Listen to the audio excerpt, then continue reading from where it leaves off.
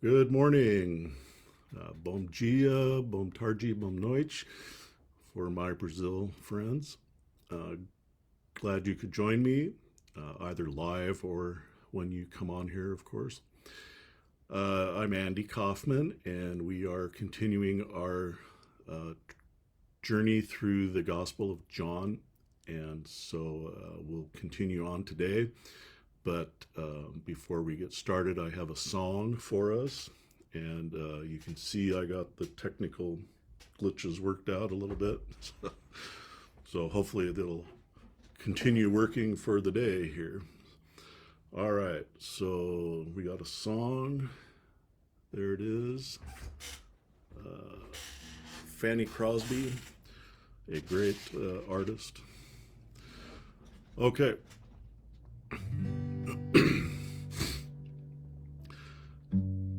God of our strength, enthroned above, the source of life, the fount of love. Oh, let devotion, sacred flame, our souls awake to praise thy name. God of our strength, we wait on thee, our sure defense forever be. To thee we lift our joyful eyes, to thee on wings of faith we rise. Come thou and let thy courts on earth ring out thy praise in days of mirth. God of our strength, we wait on thee, our sure defense forever be. God of our strength, from day to day, direct our thoughts and guide our way. Oh, may our hearts united be in sweet communion, Lord, with thee. God of our strength, we wait on thee, our sure defense forever be. God of our strength, on thee we call. God of our hope, our light, our all. Thy name we praise, thy love adore, our rock, our shield forevermore. God of our strength, we wait on thee, our sure defense forever be.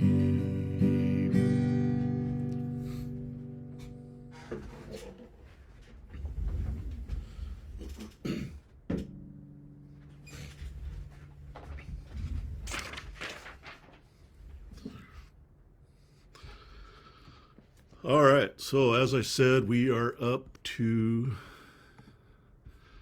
John 15 or John 5, 16 to 23 today.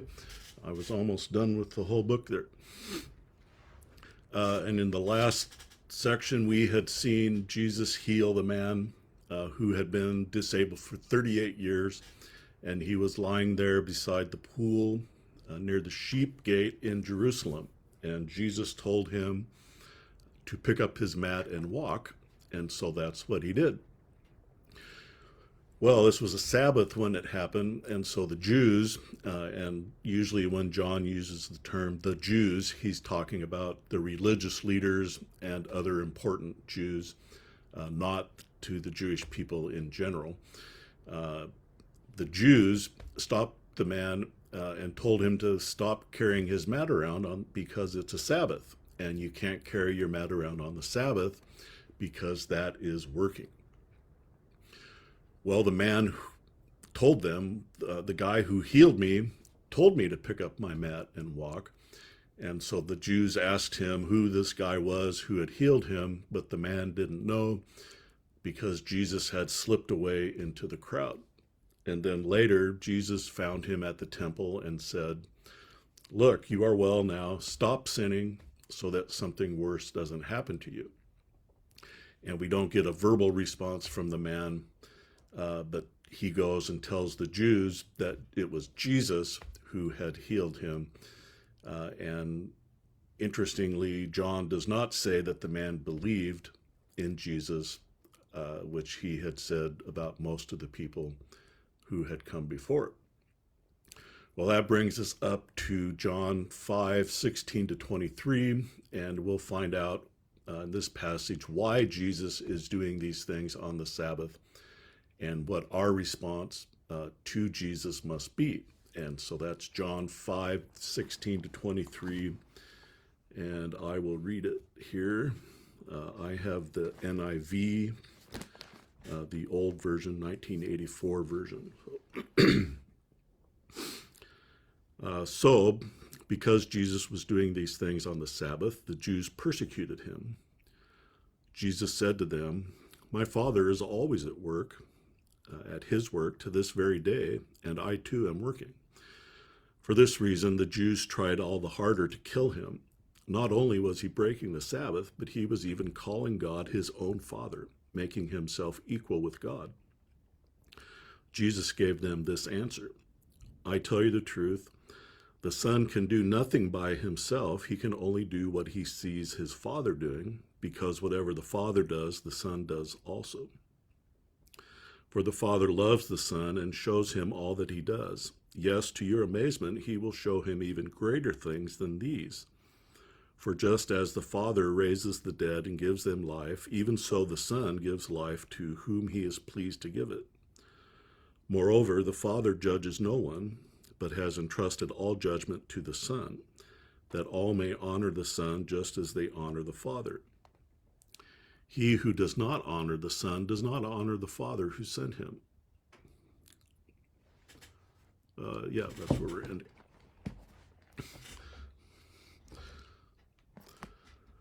Well, because Jesus was doing these things on the Sabbath, the Jews began to persecute him. And as we saw last time back in Exodus 31, God had told Moses that anyone who worked on the Sabbath or who desecrated it another way was to be put to death. And so the Sabbath is very important to God, and it was not to be desecrated. But over time, the Israelites, and especially the religious leaders, had lost the true meaning of the Sabbath, and they had generated all manners of rules and regulations on how people were supposed to observe the Sabbath. And even today, some appliances and elevators have a Sabbath mode, so Jews don't have to work on the Sabbath by pushing a button on an appliance or on an elevator. They had rules about how far you could walk on the Sabbath, and if you walked too far, that was working. So the Jews had lost the meaning and the importance of the Sabbath to the point where if someone gets healed on the Sabbath after they were disabled for 38 years, they are more concerned about him carrying his mat around on the Sabbath than they are with thanking God and praising God that this man had been healed. And we're no different from the Jews. We have a tendency to focus on ritualized observances, on legalistic observances, rather than on the true meaning of things. And so let's not be like the Jewish leaders and impose these kind of things on ourselves and on others. Well, Jesus has an interesting response in verse 17, and John says there, in his defense, Jesus said to them, "My Father is always at his work to this very day, and I too am working." And both times there, the verb for working is a present tense verb indicating its ongoing or continuous activity. And so if the Father is always at his work, that means he must work on the Sabbath. And Genesis tells us that God created everything in 6 days, and then he rested on the seventh day of the creation week. And I'm not aware that there's anywhere in the Bible that says that God rested on all the Sabbaths that came after that first one during the creation. And, maybe there's some Bible scholars out there that can clue me in if there is such a passage. God is all powerful, and so he wouldn't get tired like we humans do. Jesus, on the other hand, became one of us, and so when he was a human, he did get tired when he lived here on earth. And we saw that back in chapter 4 when he sat down at the well because he was tired and asked the woman to get him a drink of water. But God didn't rest on the seventh day of creation because he was tired. Instead, he rested so he could enjoy what he had created and to set an example for us. We need a Sabbath rest because we all get tired, and if we don't get rest, then we'll get worn out. And we generally consider Sunday to be our Sabbath because the apostles, the early Christians, started worshiping, having church on Sundays. So we adopted Sunday as our Sabbath. Well, when I worked on the Christmas tree farm, we would harvest and ship trees beginning around the 1st of November, and it would go all the way through the middle of December. And there was always a lot of work to be done, and usually we were behind. And so we would put in 12 to 16-hour days, 6 days a week for that period of time. But the boss always gave the crew Sundays off because he was a Christian and he understood the importance of the Sabbath. The crew needed a Sabbath rest after working so hard for 6 days. But sometimes a truck would be needed to be loaded on Sunday, and we would do that if we had to. So it was an important policy, very important policy, but there were times when we needed to do some work on a Sunday. And we asked for volunteers from the crew, and we didn't make anybody do it. And the crew was usually happy to have a few extra hours. And then we usually wouldn't work more than 2 or 3 hours to load the truck. Well, the Jews were not quite so enlightened, so understanding. And so in verse 18, it says, "For this reason, they tried all the more to kill him. Not only was he breaking the Sabbath, but he was even calling God his own Father, making himself equal with God." And so apparently they had been seeking to kill him before, and now they tried all the more to do that. And they wanted to kill him for 2 reasons. First, he was breaking the Sabbath, and second, he was calling God his own Father, making himself equal with God. And as we saw from Exodus 31, death was the prescribed penalty for people who desecrated the Sabbath. And Jesus will explain more in verse 19 about working on the Sabbath. But what really got them was that Jesus was calling God his own Father. And the word for his own means that God was peculiarly, for some reason I can't say that word, he was especially Jesus's Father.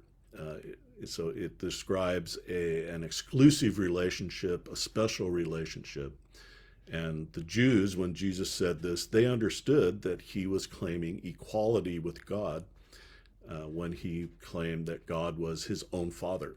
And equality with God would make Jesus himself God, a deity.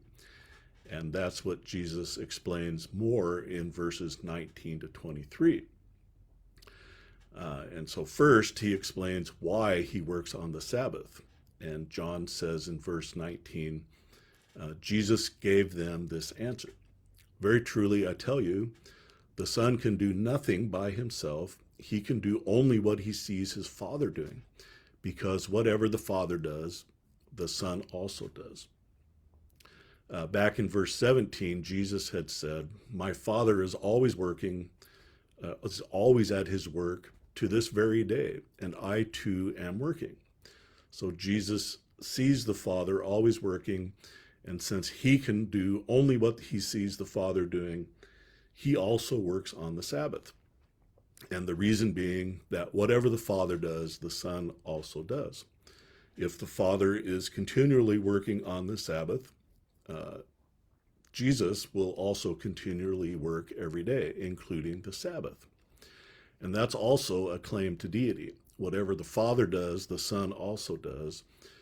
How could Jesus know? How could Jesus do whatever the Father does if he doesn't have all of the attributes and power that God the Father possesses? Well, that kind of raises a question about how Jesus knows what the Father is doing. And so he preemptively answers that question in verse 20. And in the first half of that verse, he says, "For the Father loves the Son and shows him all that he does." And it was kind of interesting to me that John uses the word phileo here. I guess Jesus used it. And we might have expected agape. And so in Greek, there's different words for love, different types of love. Phileo is brotherly love. Agape is kind of selfless love. And then I forget the third one. The third one is more intimate kind of love. But the dictionary says that phileo may indicate a more intimate relationship than agape, a relationship of affection like you would have with a family member or a very close friend. And agape love is kind of the highest form of love because it is given without regard for who the other person is or what they can do for you. There isn't a relationship that sort of impels or creates the love relationship. So phileo indicates a relationship, and God the Father and Jesus have sort of a family relationship. And then sometimes the two words are used interchangeably by writers for stylistic reasons, just to change the word that they're using. And so we can't always put too much emphasis on whether agape or phileo is used.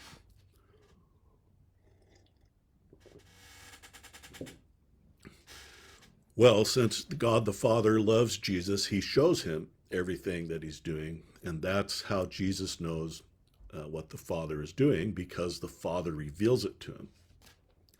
And then in the second half of verse 20, Jesus says, "Yes, and he will show the Son, even greater works than these, so that you will be amazed."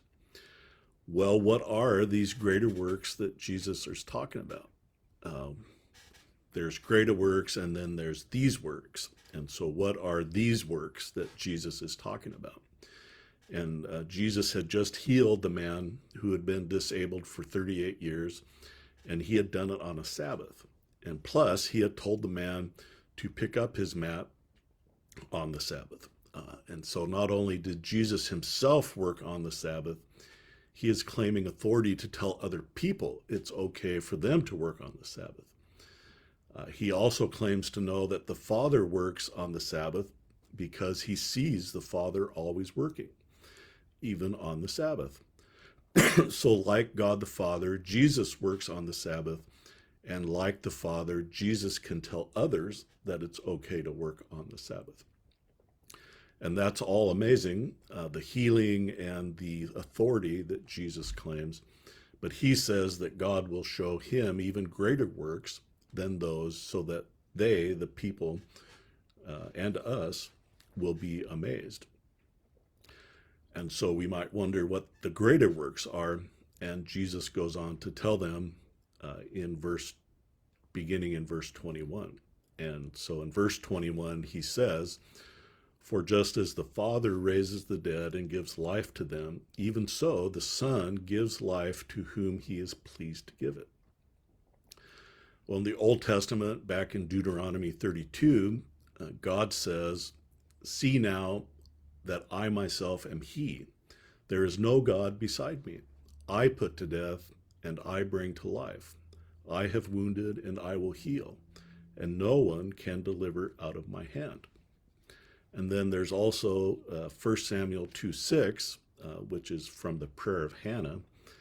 And it says, the Lord brings death and makes alive. He brings down to the grave and raises up. And there's 2 Kings 5:7, where someone had sent a letter to the king of Israel asking that he heal a man named Naaman of his leprosy. And the king said, am I God? Can I kill and bring back to life? And so Moses and Hannah and the king of Israel all understood way back in the Old Testament that only God can bring people back from the dead. Interestingly, the last incident was after Elisha had raised a Shunammite kid from the dead in 2 Kings chapter 4. But Elisha was a prophet, and so it wasn't Elisha who raised the kid from the dead, but it was God working through his power, through Elisha the prophet. Well, the commentator F.F. Bruce says that the Jews understood that raising people from the dead was one of God's chief prerogatives and one of the greatest tokens of his power as God. And Bruce quotes a synagogue prayer that probably predates Christianity. And it says, this is what that synagogue prayer says, Thou, O Lord, art mighty forever. Thou quickenest the dead. Thou art mighty to save. Thou sustains the living with loving kindness. Thou quickenest the dead in great mercy. Thou supportest the fallen, healest the sick, loosest those who are bound, keepeth faith with those who sleep in the dust.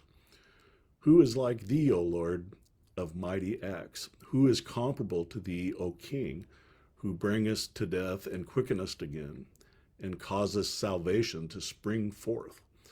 Yea, thou art faithful to quicken the dead. Blessed art thou, O Lord, who quickenest the dead.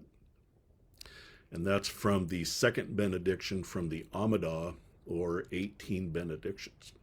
And for those of us who don't speak ye olde English, quickenest means to raise back to life from the dead. And so God is the God who brings people back to life from the dead. So again, Jesus is claiming equality with the Father, because just as the Father raises people from the dead, Jesus, the Son, gives life to whomever he is pleased to give it. And we'll see in chapter 11, Jesus raised Lazarus from the dead, Lazarus, his friend. So this is a very godlike thing to say and do, and the Jews certainly understood what Jesus was claiming. Well, these greater works not only include raising people from the dead and giving them life, but also it includes judgment. And so verse 22 says, moreover, the Father judges no one, but he has entrusted all judgment to the Son. And so here in this verse, we have the word for judge 2 times. The first is a verb, and then the second is the noun form. But we have to be a little careful what we mean when we read or use the word judge, because it has several categories of meaning. One category is a legal process that results in a judgment, and that includes the acts of God and Messiah, Jesus, as judge. And this kind of judgment results in condemnation. That's the kind of judgment Jesus is talking about here. But it can also mean, another category is making an evaluation.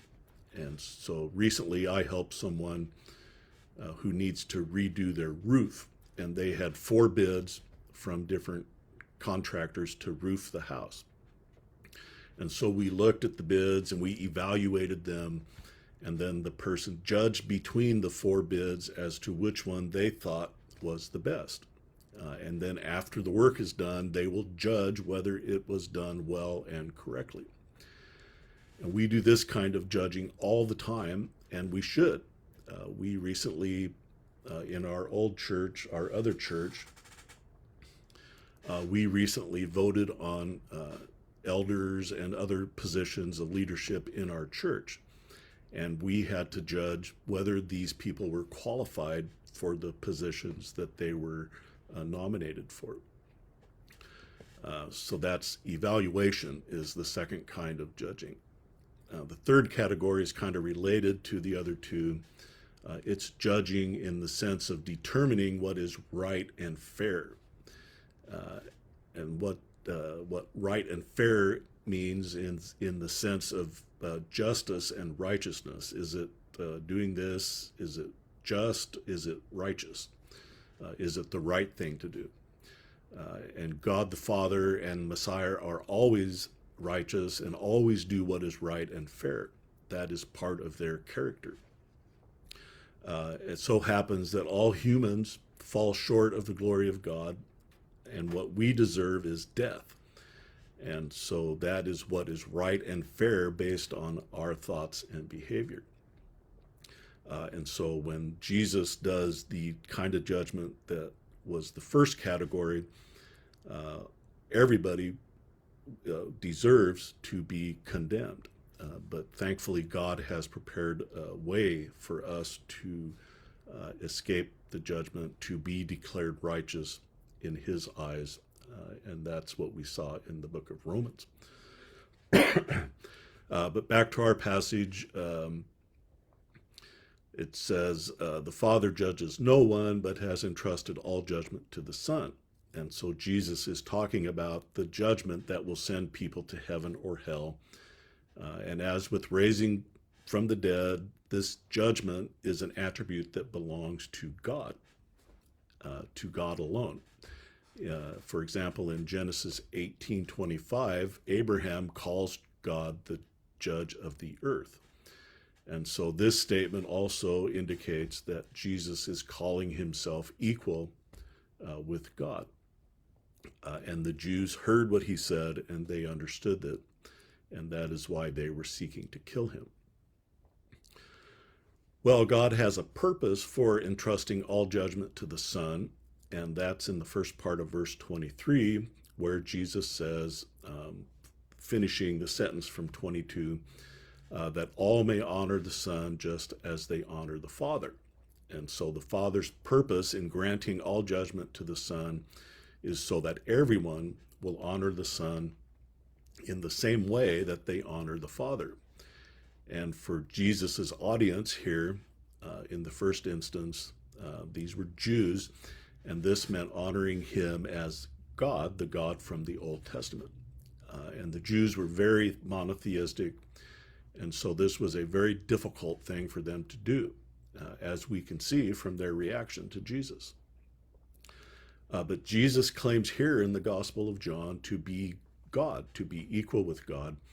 And then later in Philippians 2:6, Paul quotes an early Christian hymn when he writes about Jesus, who, Jesus being in the very nature God, did not consider equality with God something to be used to his own advantage.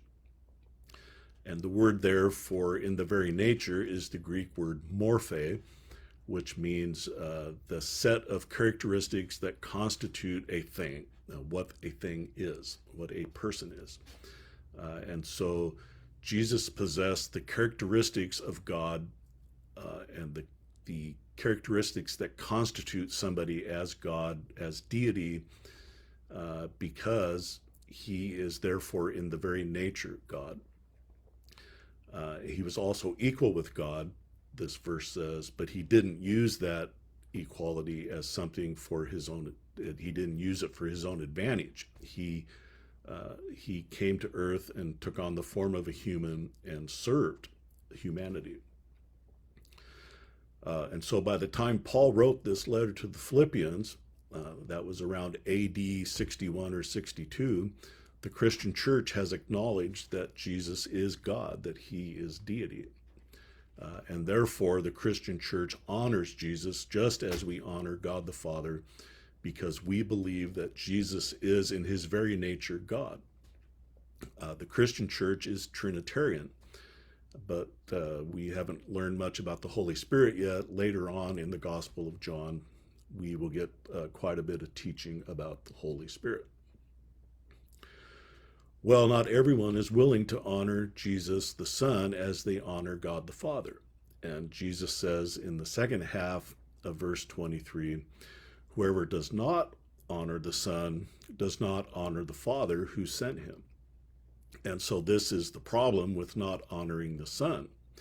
He is in his very nature God, as we can see, because he has God's power to raise people from the dead and give them life.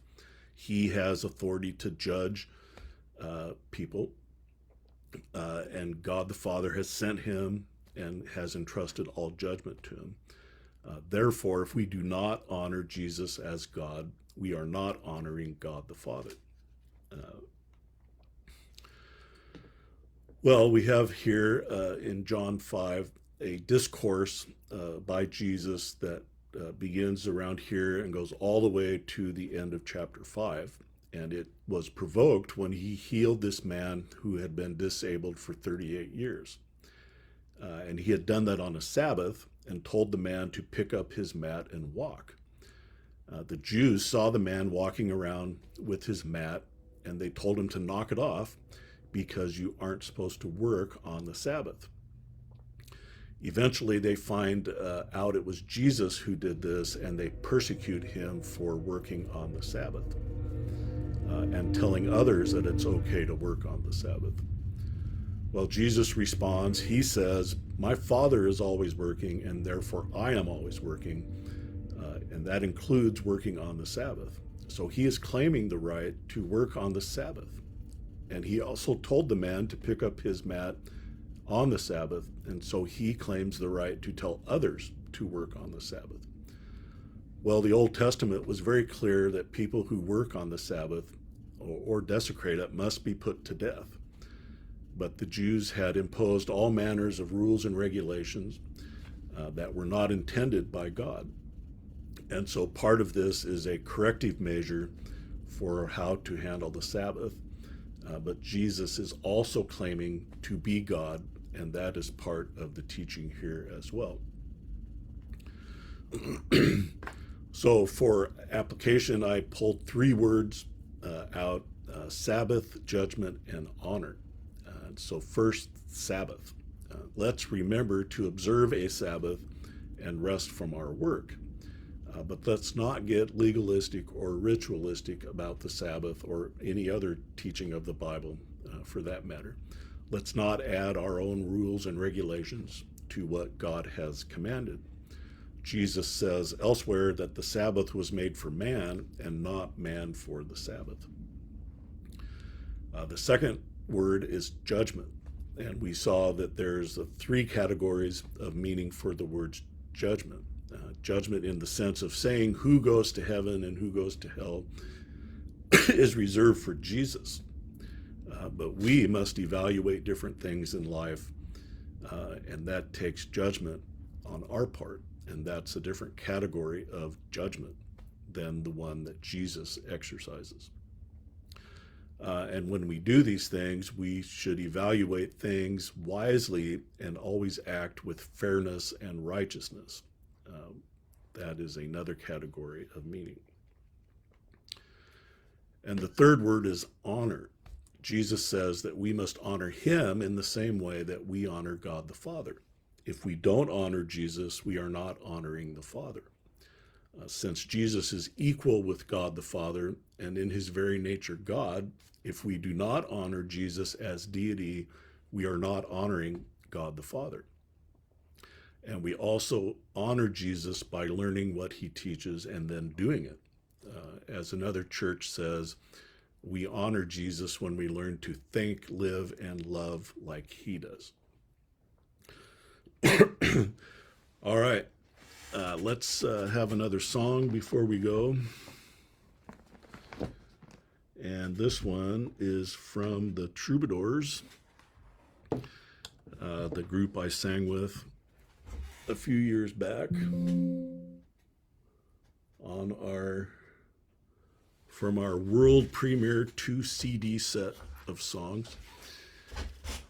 And I also sang this song back in high school uh, in the a cappella choir back when I was at Western Mennonite School.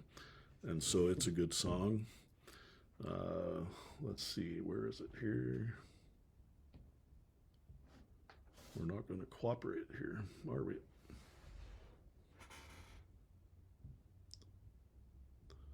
Well, I guess my technology's not going to cooperate there, but I'll have a song, I hope. All right, this is Adoramus Te, or Christ, We Do All Adore Thee, by the Troubadours.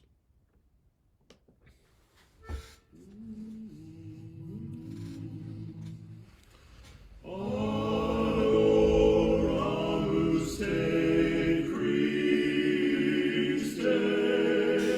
et benedicimus tibi.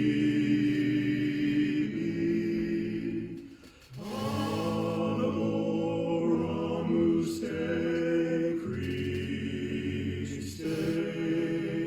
et benedicimus tibi, quia per sanctam crucem tuam redemiste mundum.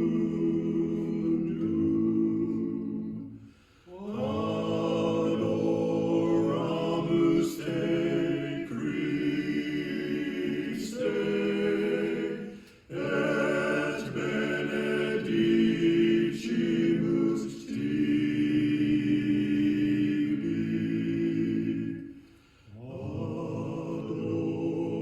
Adoramus Te Christe.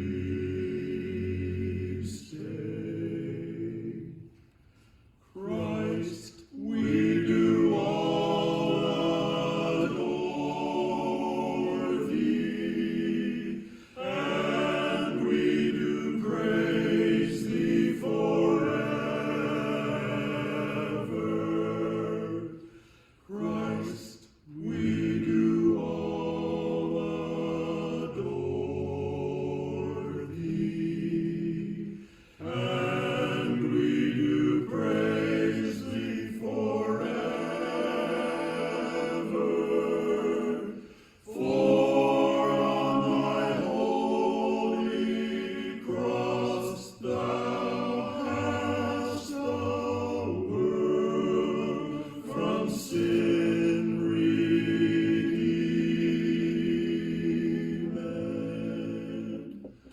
Christ, we do all adore thee, and we do praise thee forever.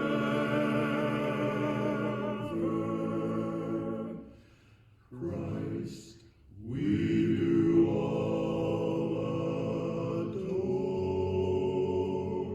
thee.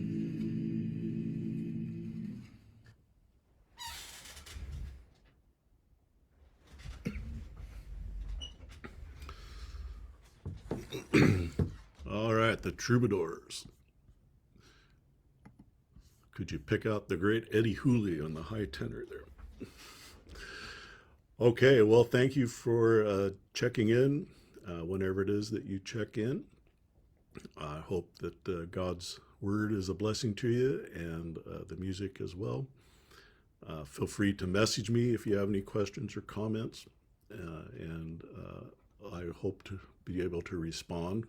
I still work full time, so can't always spend as much time as I'd like. All right, well, let's pray and then we'll call it a day. Father, thank you for sending Jesus, sending your son to become one of us. Thank you that he has power to give life, and thank you that you have given him the authority to judge. We acknowledge our sinfulness. We acknowledge that we deserve condemnation for our thoughts and actions, And we're thankful that you gave us a way through Jesus to be saved, and that you gave us a way through Jesus and through the indwelling of the Holy Spirit and through your word to live, love, and think the way that Jesus does.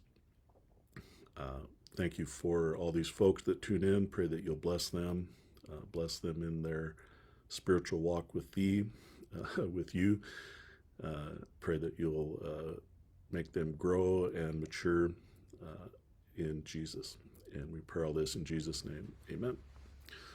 Okay, thanks again for tuning in, and hope to see you next time. Bye-bye.